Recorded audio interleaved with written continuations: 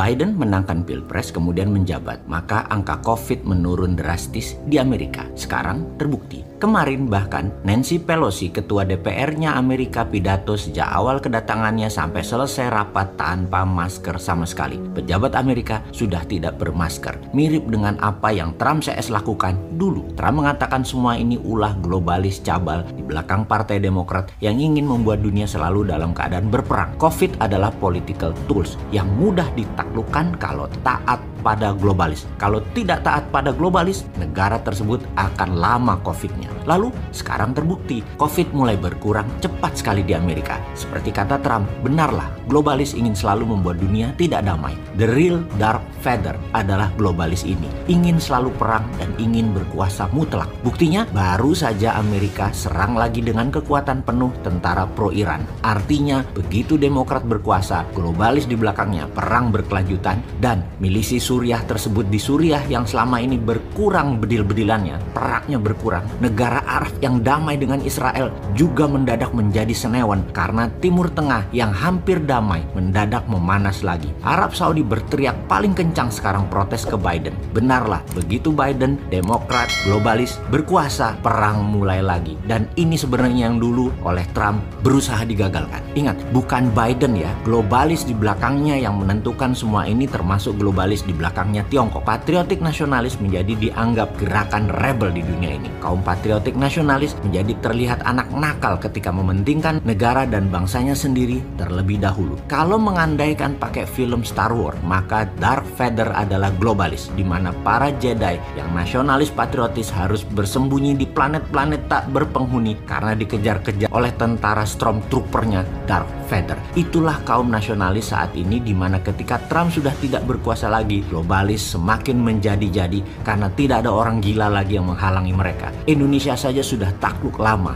ASEAN sudah dimainkan sejak lama. Vakum sebentar di zaman Trump, sekarang balik lagi. Demokrat berkuasa, globalis berkuasa. Secara analisa memang Partai Demokrat biangnya mengawali kekisruhan di mana-mana. Sekali lagi, penting kita melakukan counter insurgency bernegara di Indonesia ini yang sejauh ini masih lemah antisipasinya urusan internasional, terutama dunia shadow. Maka ada timbul pertanyaan, apakah bom akan mulai dipakai lagi sebagai penggoyang kemapanan di banyak negara? Jawabannya sangat mungkin teror akan dimainkan lagi di era Biden ini. Di Indonesia bagaimana? Ya mungkin sekali teror dimainkan. Makanya hati-hati. Kekuasaan globalis ini membuat kita mendengar info terbaru tentang New World Order adalah sudah dilepasnya virus Ebola tipe 10 dan varian baru Chikungunya yang belum ada obatnya di Afrika. COVID selesai digantikan dengan virus yang lebih mematikan. Ini bangsatnya si globalis tadi. Isu yang santer digunakan laboratoriumnya ya masih di Wuhan. Jadi kalau dikatakan COVID adalah pandemic man-made, itu harus kita bisa percayai. Namun cara penanganannya di banyak negara yang pejabatnya tidak berdaulat adalah dengan vaksin. Bukan vaksin, tapi tambah vitamin, tambah pola hidup sehat, dibantu negara melakukan kekuatan lobby-lobby politik ke tingkat dunia.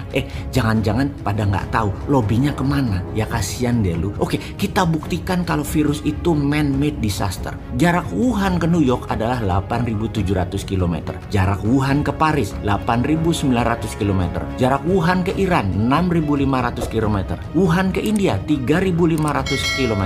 Jutaan manusia terpapar COVID di tempat tadi yang kita sebutkan. Namun Wuhan ke Beijing yang 1.000 km, Wuhan ke Shanghai yang cuma 600 km, tidak ada virus COVID di Shanghai dan Beijing dalam hitungan hanya ribuan ke bawah. Cukup mudah mengkonfirm bahwa paten COVID memang milik Amerika, namun laboratoriumnya Wuhan. Itu semua orang juga tahu. Jadi informasi ini harus kita tajamkan. Bukan apa yang globalis mau atau lakukan, namun apa yang harus kita antisipasi ke depannya. Juga apa yang akan Biden CS lakukan dengan menggunakan instrumen penggoyang perdamaian. Teror bersenjata, pandemi baru, harga komoditi oil and gas naik. Semua adalah alat tekan, menekan negara tidak berdaulat. Segera siapkan counter insurgency agar Indonesia selalu menang.